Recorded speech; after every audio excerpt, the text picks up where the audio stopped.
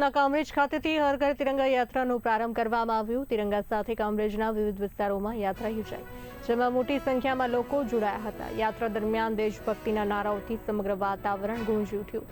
કામરેજ પ્રાથમિક શાળાના વિદ્યાર્થીઓ, સરકારી કર્મચારીઓ તેમજ સુરત જિલ્લા ભાજપ સંગઠનના પદાધિકારીઓ ઉત્સાહભેર ભાગ લીધો।